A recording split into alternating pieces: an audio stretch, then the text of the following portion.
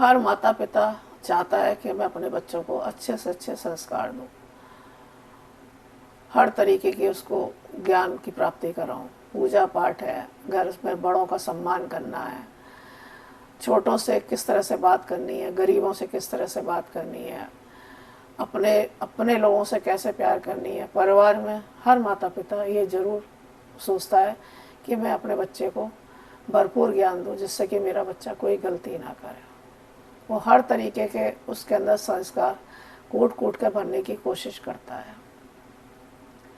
परंतु होता क्या है कि आप बच्चा छोटा है, वो आपके पास है, आपने उसको बहुत सारे संस्कार दिए, आपने बड़ों का आदर करना सिखाया, गरीबों का आदर करना सिखाया, हर एक छोटे बड़े से बोलने का तरीका भी सिखाया, हर चीज़ आपने सिखाई।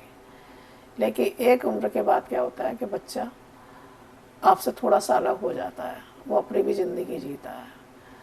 जब वो अपनी ज़िंदगी जीता है तब वो किस चीज़ में पड़ जाता है, कैसे पड़ जाता है, तो वो मैं आपको बताना चाहती हूँ कि निंदा और चुगली और बुराई किसी की करना, ये कहाँ तक सही है।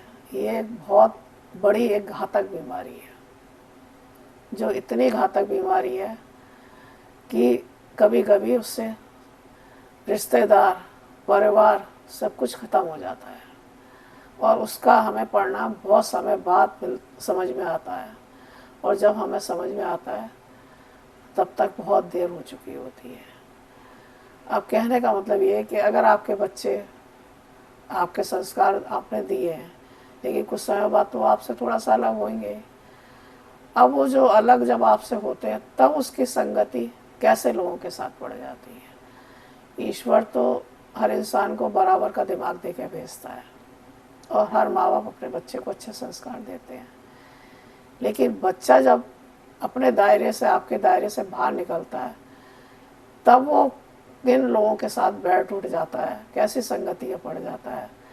तो कभी कभी बच्चा जो है ना चाहते हुए भी ऐसी संगति में पड़ जाता है कि उसे सिर्फ हर समय एक ही चीज़ बताई जाती है, चुगली चुगली, बुराई बुराई, चुगली चुगली, बुराई बुराई, वही चीज़ उसको हर टाइम कही जाती है।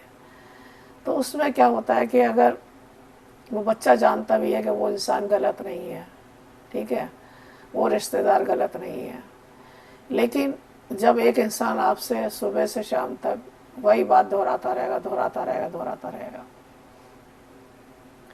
तो एक दिन सुनने वाले इंसान को भी लगेगा कि ये बंदा बिल्कुल सच कह रहा है, इसकी बातों में सच्चाई है।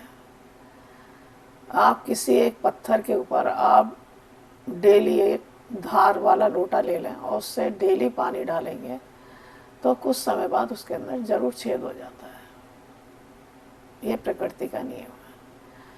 उसी तरह से क्या होता है कि जब आप किसी इंसान के बुराई सुबह से शाम तक करते रहेंगे, करते रहेंगे, अब वो उसी चीज़ को सुने जा रहा है, सुने जा रहा है, सुने जा रहा है, तो वो भी तो इंसान ही है ना, सुनने वाला इंसान, कहने वाला भी इंसान और सुनने वाला भी इंसान है। तो एक समय ऐसा आएगा कि उसे ये लगेगा कि जो इंसान चुगली कर रहा है, जो उसकी बुराई कर रहा है, उसमें वास्तव में वास्तविकता है। वो उस गहराई में नहीं जाएगा, अब वो अपने संस्कारों पे नहीं जाएगा, वो अपनी उस बात पे चला जाएगा कि जो ये बंदा कह रहा है वो सच कह रहा है। जबकि वो उन लोगों को भी जानता होगा, जिन लोगों की बुराई की जा रही है वो उनको भी जानता होगा। ऐसा तो है ही नहीं, बिना जानने वाले की तो कोई किसी की बुराई करता ही नहीं है।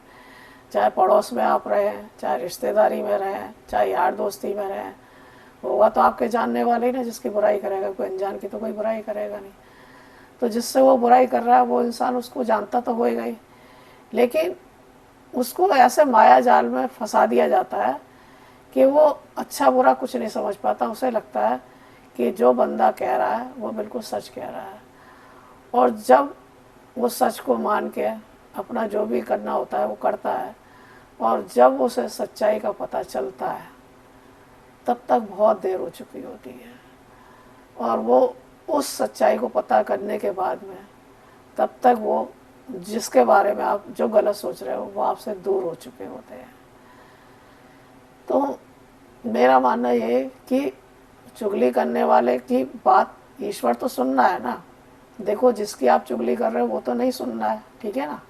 उसको तो नहीं पता कि आपने मेरे बारे में क्या कहा है। लेकिन ईश्वर अंधा नहीं है, ईश्वर को सब कुछ सुनाई दे रहा है। उसके यहाँ सारे कैमरे लगे हुए हैं, हर तरीके के कैमरे लगे हुए हैं, हर तरह के उसके यहाँ चीज़ें रिकॉर्ड हो जाती हैं और उसका परिणाम हमेशा गलत ही निकलता है। मेरा मानना तो यह है कि जो इंसान जिसकी चुगली करता है तो यानी कि वो उससे स्वाभाविक है कि जलता है। अब वो जलता है तो उसका सामना तो कर नहीं सकता, पीठ पीछे उसकी चुगली ही करेगा। तो सही मायने में जिसकी आप निंदा कर रहे हो उसके जो पाप है ना, वो भी आप अपने सर पे ले रहे हो। आप अपना तो पाप कर ही रहे हो, लेकिन साथ में आप उसके भी पाप ले रहे हो, और कुछ समय के बाद वो आपको सब भुगतना ही है। वो ब्याज सहित आप भुगतेंगे, ऐसा नहीं है। आज आप सफल हो गए, आपने सोच लिया आज मैं सफल हो गई, आज आप सफल हो गए, चाहे वो लड़की हो चाहे वो लड़का हो, कोई भी हो सकता है, ऐसा नहीं है उसमें कि सब लड़की है कि लड़का ही है, कोई भी है जो भी निंदा कर रहा है। आज तो वो सफल हो गया, लेकिन कल उसका परिणाम उसके सामने आएगा ही आएगा, और तब तक बहुत देर हो चुकी होगी। ऐसा नहीं है कि भगवान के यहाँ से रिटर्न नहीं मिलता है, ज़रूर मिलता है। तो मेरा मानना ये कि सुनने वाला भी इतनी चुगलियाँ ना सुने और करने वाला भी इतनी चुगलियाँ ना करे। कम से कम इंसान से इंसान ना डरे, लेकिन भगवान से तो ज़रूर डरे। भगवान के यहाँ तो आपको जाकर जवाब देना ही पड़ेगा, चाहे वो आप पृथ्वी पर रहते हुए जवाब दें या मृत्यु के बाद जवाब दें। ईश्वर जवाब तो आपसे पूछेगा ही। तो आज के टाइम में लोग दूसरों को देख के खुश नहीं होते हैं, और यही उनका सही मायने में डिप्रेशन का कारण है। अगर आप दूसरे को देख के खुश रहेंगे तो आपको कभी भी मानसिक तनाव होएगा ही नहीं। आप दूसरे को देख के हमेशा खुश रहिए, क्यों किसी के बारे में सोचना।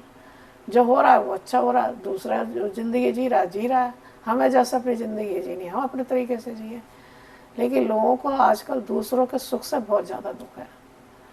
वो अपना तो सुख खराब कर ही रहे हैं, साथ में दूसरे के सुख को देख के और अपने आप में परेशानी में डाल रहे हैं।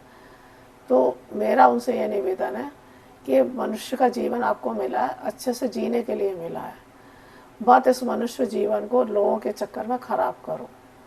अपना जीवन सुखी में जियो, खुश रहो, और हर एक इंसान को देख के खुश रहो।